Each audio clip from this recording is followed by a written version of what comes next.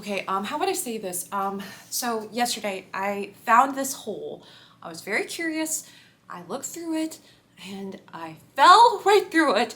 And now I am in this hotel room in the middle of nowhere. I don't know what's happening, but I do know what just happened. The second episode of Wonderhole just premiered, and wow. We have a lot to talk about. It's a simulation.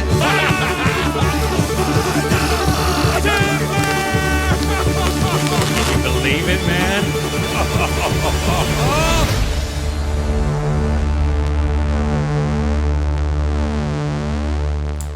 What's up, everyone? My name is Rapha Conrad, also known as Random Rapha, and I am your host for Wondering and Wandering Through the Wonderhole, the show where we discuss, react, and share our predictions/theories about Rhett and Link's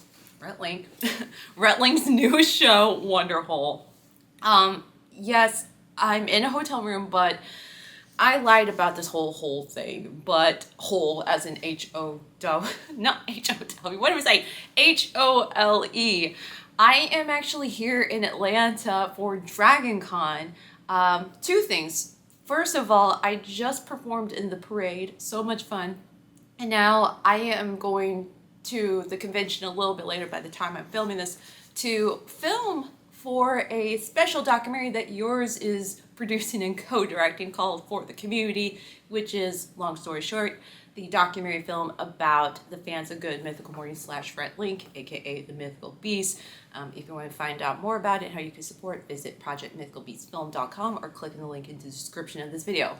But as a very loyal creative and a fully devoted, fully supportive Mythical Beast that just started this series last week, which thank you to everyone that has watched and enjoyed the first episode of this series. I greatly appreciate that. I have to spend the time to share with you my thoughts about episode 2 of Wonderhole. And yeah, I mean, I don't know what to say, but let's get right to it. Oh, I do want to say this though, before we get into it. There are some things that I've missed or did not talk about in last week's episode on Wondering and Wandering Through the Wonderhole.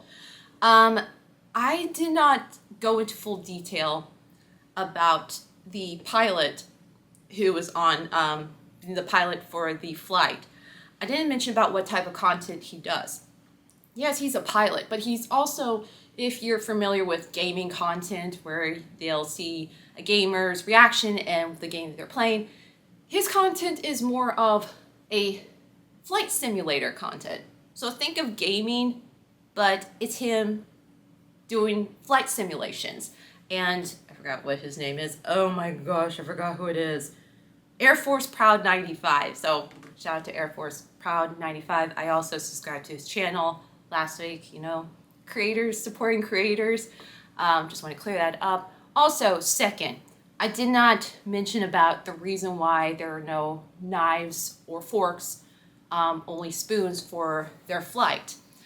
For those that are not familiar with Rhett and Link, Link in particular, he is, how would I say this, accident prone when it comes to knives and sharp things. Just type in, just search on YouTube or Google Link with sharp things, and you'll just see a compilation, a collection of episodes of Link with knives. And yeah, he just needs a little bit of help with that. So that was the reason why they use spoons. And of course, spoons are my, well, I was going to say snipe puff tea, but no, they are my cup of tea. Also, third thing I want to mention, when I premiered my episode last week, there was an interview that I completely missed.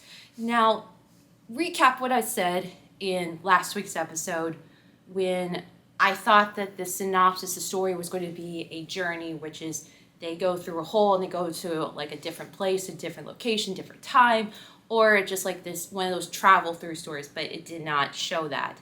And they said in this interview that was on a local news station out in LA, they finally mentioned what is the theme not just the wonder part, but what they were going to go for this series, was the intention, is trying different styles of content that you would normally see on YouTube these days, like riding on an expensive flight.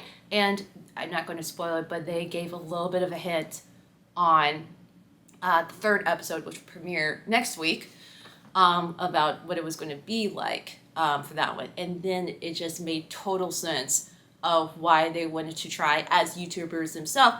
And kind of like I said about the in my react video for the trailer, I said it almost has the same vibe as the backup plan where they try different jobs, unlike what they do as creators or hosts of Good Mythical Morning would do.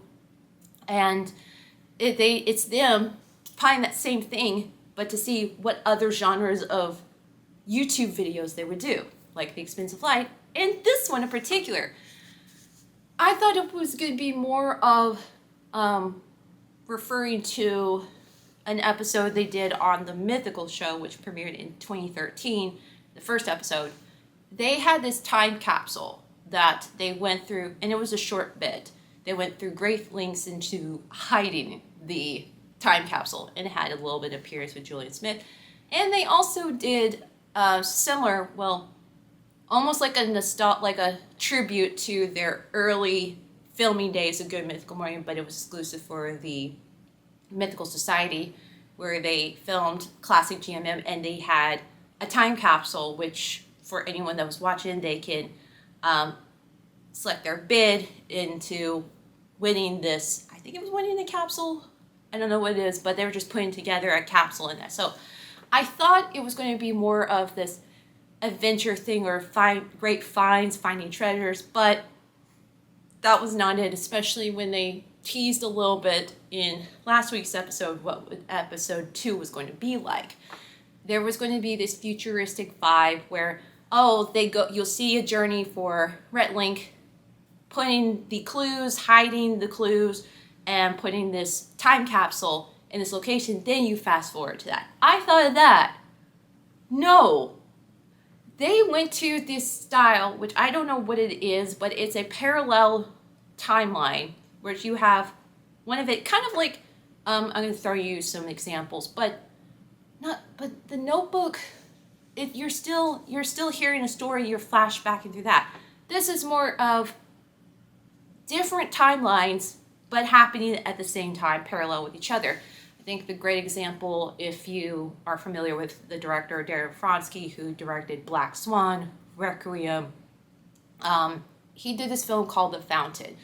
The first thing that came to mind when Rhett and Link did that for present selves and future versions of themselves, and I don't want to give away too much what The Fountain was supposed to be like. It's supposed to be the idea of what your generation can affect, and somehow they're intertwined with each other. And of course it has to do with age in this way, or immortality, which, maybe, now I'm kind of thinking, I'll go into full detail about Rhett and Link's storytelling, but now I'm just thinking about it. Maybe they did watch The Fountain? I don't know, but I'm going off subject right here. But that's what the first thing that came to mind when they did this whole style of present self versions of themselves, future versions of themselves happening at the same time. And some people don't like it, some appreciate it. I'm kind of in the middle. So we already seen future versions of themselves, and especially they talked a little bit about what they're going to be like when they're 200 years old. We already seen in the future that they have certain parts that are artificial, like anything that is like an android, or maybe they threw a little hint of pig parts inside of them. And especially having the ability to, I don't know if it's farts or poop or something, like exchange currency through that, or send currency through their farts. I don't know, but we already seen some things that are like not real, but keep them young, and not having them to age. So we already see that they have, and the chips on their neck right there. So that's their life force right there. But we already seen just totally saying this, very bizarre but intriguing things in the way they incorporate. Especially, I'm not going to say a word, but it rhymes with Bilbo. These things that's supposed to erase their memories, not like the ones in Men in Black where you just look into the light and you forget your memories, but the ones where it's just like, there's something in the back of their head. I mean, obviously, if you study neurology in the brain, yes, you got the frontal cortex and you got like all like the cerebrum, all that. I'm not a neurologist. I mean, I studied everything about anatomy and all that when I was in college and I completely forgot. But you know what I'm talking about. But they have this thing that looked like, that rhymes with Bilbo, put it in the mouth. But also like the packaging, the art department put it together that looked like you can find it in the store. Kudos to that. But then just using that, I'm like, yeah, but this is what happens when you use your imagination to create something that is totally off, but it's just something that is great. Anyway, so they find these creative ways of using things that are totally mundane or totally miscellaneous into something that is clever, especially with the, again, going back to the art department and the costume design. The costumes for the future, I forgot, I don't know their names, but if you're watching this, I am in awe with the costume designs. Absolutely in awe. So, I want to clear that out. But the future, well, actually, it's called Old Burbank. But the Old Burbank scene, I know it's not real Burbank. It's not Burbank. It was actually filmed at this festival called Neotropolis, which is, to be brief, if you don't know what it is, just think of it as if you combine the Fifth Element with Mad Max and Coachella, you got Neotropolis. And just like saying, based on, I've known about it for quite some time, but never attended it. But who knows, maybe after this episode that premiered, and ironically, or maybe not, Neotropolis announced that tickets for next year's event are on sale. And I kind of think, free promotion. But then I wonder, do they have to pay? Rhett and Link and the crew have to pay to go attend the event, or they would find some way to sponsor it in some way? I don't know, but kudos to them for just like be able to use an event that is real, but then they incorporate it into this fictional world. Absolutely incredible. And the beginning, I and few other mythical beasts recognized it. Rewind a little bit. There was this podcast that Mythical and a few production companies called Q Code and Wood Elf. It was a collaboration. It was this fictional scripted podcast called Ronstadt. And go check it out. I wish there was a second season of it, but the first season, you need to check that out. Play it on all platforms where you can get your podcast. But the way that the music and the setting, the way that it's filmed, which forgot what the name of the lens that they use for the future scenes. I forgot what it's called.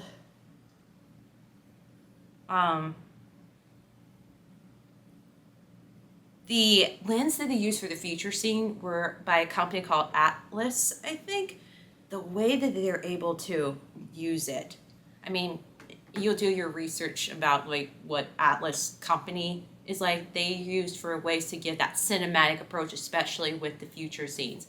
But the way that it was presented in the beginning of the sequence of the Old Burbank, the music, the costumes, the voiceover that Rhett did, and Link did it as well at a certain moment, but it was referring to shoes. But the way that it was presented, it felt like if they had to film a live action version of Ronstadt, that would be what would be presented, especially for, I'll just say the name of it, Side B.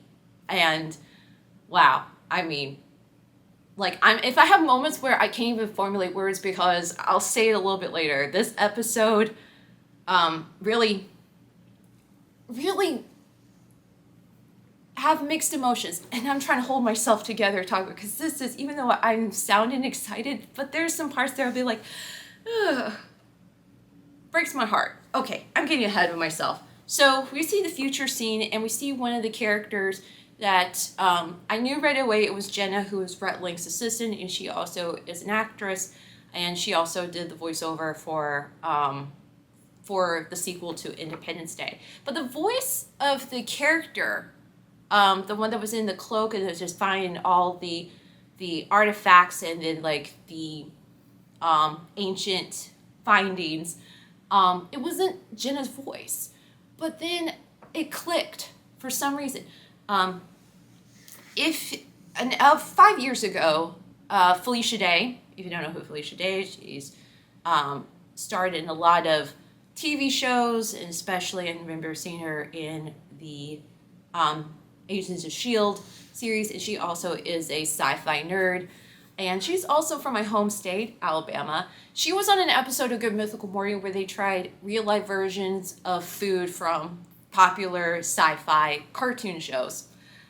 And I was hoping that Felicia would come back. And from the moment when, during the end of the episode, I realized, wait a minute, it can't be Felicia Day. And then when I found out it was, I was ecstatic. And I was so happy that she came back, collaborating with Rhett and Link. So my wish came true. Felicia Day made her return to the mythical universe. But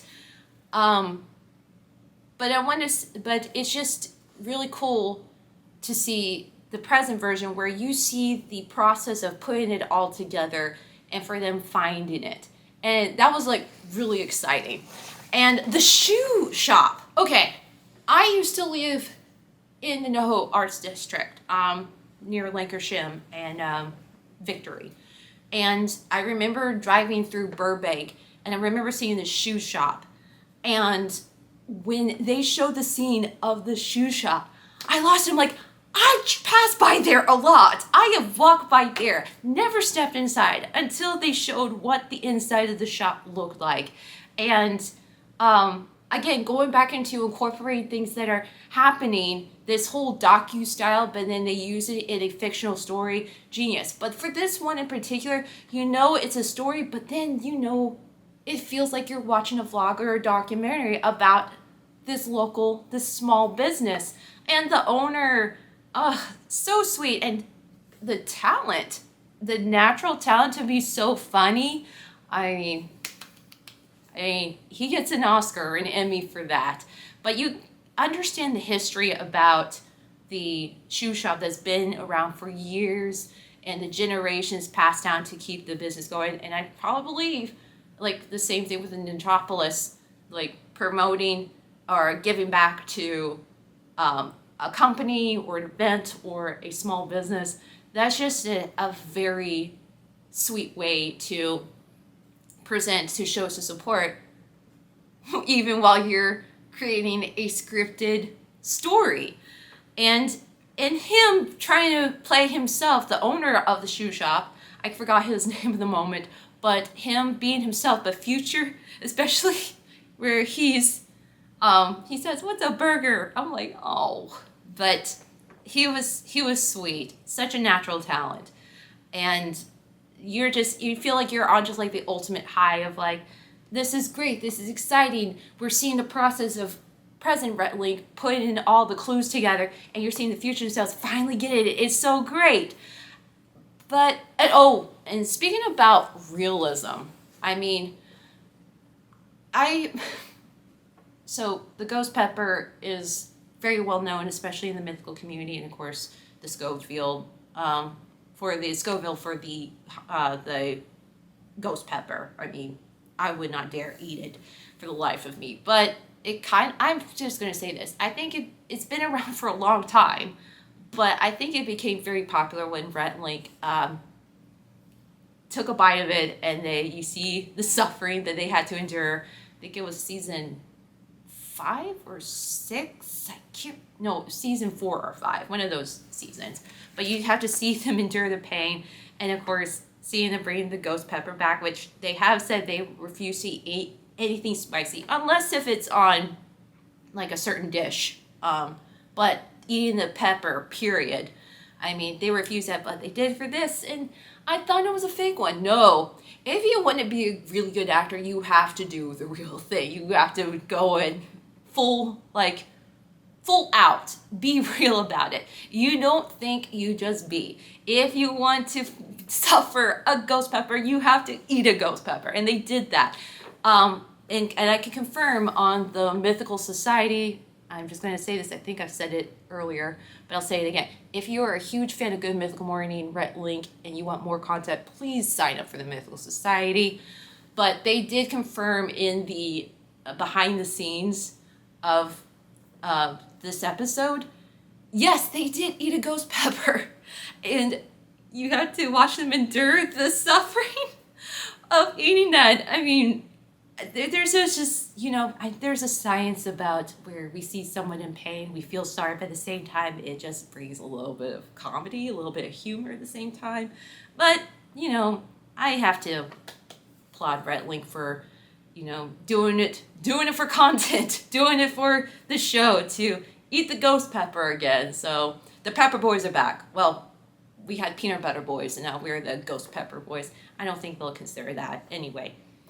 But for every good story, there is a not so good story. It's like the same thing with a roller coaster. You got your highs and you got your lows. And we're already seeing the shift, especially which you see the good stuff happening, especially when they place their 100,000 subscriber diamond. You're already seeing an argument, but then you see the future version themselves really arguing. Oh, now I'm kind of wondering, especially when they, obviously for Good Mythical Morning, there is script, they have writers, but then when they do the things that are off script, you can easily tell.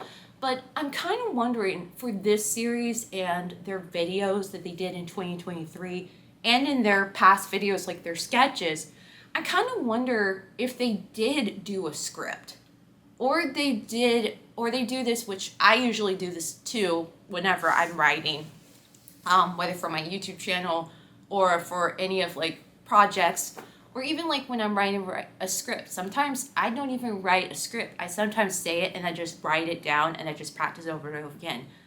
I'm kind of wondering if they just come up with the words and phrases and they just repeat it over and over again, practice it as if they were practicing their lines from a script that's already been written, but they're not. I'm kind of wondering. I mean, can anyone confirm that? I mean, or do I just have to wonder and just wonder every time about that happens? So I need a little bit of confirmation about that. So, but the acting part, the argument part, man, when I saw just Rhett and Link in the future version themselves, just going the full argument, because even though they're best friends, and of course, like every relationship, we do fight, but just seeing that done, it was so believable. And then the fall, Link falling, and even though it was not big, it was not a mountain, but then you realize something, wait a minute, even though it was a short fall, he's 200 years old. He's old, and he still had those parts, and something that is so simple like that could easily break him. And it's immediately, I went from just oh my gosh, they're arguing oh, no, don't tell me he's dead. Don't tell me he's dead. But, I mean, with keeping themselves from aging and keeping themselves alive with everything, with all the artificial things like android parts, robotic parts, and pig insides to keep them going. But just seeing that and that scene, I'm this part, it's going to be hard for me to say this because I don't, this is real, people, but just that part where he's dying and then Rhett was trying to save him and then Link says, take my chip, put it on you, sacrifice. And rewinding back in the beginning where Link says, well, there's two references. Link says, I'll go wherever you go. And then he says about the memories. And he says this, I can't remember the same thing because I was so, I don't know how would I say the word. I was in shock by what happened at that moment. And then Link says something like, I lived a good life. And then he dies. Rhett takes the chip. And he's on the adventure alone without his best friend to find the last clue in this cave. And of course you hear Link's voice connected through him, through his thoughts. Oh, like my hands are shaking right now. Like, I'm like, oh, man. Okay, breathe, Rapha. And if I'm laughing, I'm trying to keep myself from crying. So now we see Rhett going through the cave, and I said in the last week's episode, we did not see a hole. In the very beginning of this episode, episode 2, there was a hole. We finally found a hole. But you see Rhett, future Rhett, going through, finding the treasure, the last clue, the time capsule. Open it up, it's empty. You see him so exasperated, so upset. But then you go back to the present, and then Rhett and Link say, yeah, it'll be just like for laughs and giggles, and they find it empty. Well, they did not see. If only they knew. If they knew what the future version themselves would react to, and especially with the unexpected death of future Link. And then it gets even worse. I know, or maybe better. I don't know how you would call it. And then Rhett is suffering, and he's back in old Burbank, and you see more of the Neotropolis, and you see the images of him struggling, and then the event, and then the picture of just like Rhett and Link for bits at a time together in this heroic moment. I mean, you kind of just think like, maybe there'll be an answer, maybe there'll be a chance for Link to live, maybe, because they did mention about putting it into another part, like an avatar or something like that. Transfer the chip to another avatar, maybe a different version of Link, or maybe something doesn't look. I thought about that, but he's back. Rhett is back. Future Rhett is back in the place where they find all the collections where. And I forgot to mention, the place where they have all the lost belongings and the antiques was supposed to be their old office, mythical entertainment. But you see Rhett just about to die, about just like suffering. And the collector just says, the only way to do it is that we got to take both of you out at the same time. And Rhett, Rhett is just saying, no, there's got to be a way. And then Link, no, it was the other way around. Link did not want to go. He wanted to stay connected, trying to find some ways to live. But then Rhett says, it would be best if both of us go at the same time. And then he referred back to the first line that Link said about, I go where you go, buddy. And Rhett said the same thing. And the collector pulled out the chip and put it in the box itself, the empty time capsule. And earlier, the collector took a picture of both Rhett and Link, and they said this. She said this line of, "You, both of you used to be so famous." Not, I'm paraphrasing a little bit, but she used the same picture of them, putting it on the capsule, where the merged chips of Rhett and Link, their souls, are combined together forever till the end. Kind of like the song they did, Friends Till the End. And then you just see that, and you know the bodies of Rhett and Link are gone, but their souls into the chips are merged together forever in the same capsule. And it sucks because you know how it ends, and then you go back to the present and you just see all of them, both present Rhett and Link, saying, this is going to be so great. All of us, I mean, we were shooketh. We were lost at words, but at the same time, it was a masterpiece. And I'll talk a little bit more about this, but the way that, because we know for them being so funny, being so comedic, and especially with, they can do like this sci-fi thing, like the Lost Causes of Bleak Creek. But for something that's like, it's like, haha, very funny, very curious, very exciting, but then completely sideways. I mean, compared to the one of the episodes, the one where they were just like the silent treatment and it ended totally where they just said goodbye to each other. Like, that was emotional in Buddy System season 2. You see that. But for this one, this was so tough to watch. It pulled onto my heartstrings. It queued up the waterworks along with everyone else that watching, including lots of creators that I can't name in the top of my head this moment. They just commented on like a masterpiece of West. And this is episode 2. I mean, Rhett and Link, I mean, even though I'm still mad of like that they created something like this, but I'm so proud that they created something that is totally, that says them, but in a completely different genre, and especially with the genre of like the artistic sci-fi, parallel timelines, the story, that type of storyline. I mean, that is just, for them to create a story like that and for an incredible crew putting it together is just, if this does not deserve, like this series, like especially this episode does not deserve an Emmy nomination, which it needs to be nominated, like Good Mythical Morning, yes, but if this gets nominated, this episode is a great example. But examples, before I close, I want to share just a little bit of my thoughts about why did they do an episode about death or something about future versions themselves. They have mentioned a little bit about, what would be the future version themselves would do. They actually did one episode like 10 years ago where they talked about what would be like life like in 2024, and then they revisited like what they said in 2014 to where they are, and they're like, oh, completely opposite, totally different what we said before, but there's some similarities.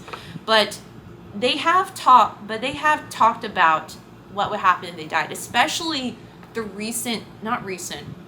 few episodes ago this year. They talked about, someone asked them in the voicemail for their podcast, Ear Biscuits, about what would happen if one of them or both of them died, and what would be the aftermath of Good Mythical Morning. And for me, listening to it, it was tough for me to listen because I love them. I don't want to say I love them to death, but I love them with all of my heart. And death is very scary, but them just talking about the possibilities with it, it was hard for me to grasp what they said. And especially with what they put the idea in, what they said in this episode about, we're going to live long, we're going to do this. And of course they said a little bit in a few Good Mythical Morning episodes about like, when we get older, we're going to do this. And it kind of reminds me of like, and if you probably remember like this guy who takes the blood from his sons, Brian Johnson, to keep himself aging. And especially for the society today that we are trying, not me, like, but for in society in general, is trying their best to stay young. There's nothing wrong with staying healthy and active and eating right and live the best life and age gracefully. But there's always that sense of fear of dying. And, but of course, you can't control, because life is too short and we don't know what's going to happen, and how it's going to happen. And that's why we say, live the best life that you can, or be your mythical best. And I think for them putting this idea about how they're going to live, especially with all like the parts, like again going back to the Brian Johnson idea of putting all the artificial things inside of them to keep them going, or doing these practices to keep alive and not age. I think that kind of a little bit of like a symbolic way of using that idea really rang throughout, but at the same time, you don't know how long you have left, even if you live 200 years.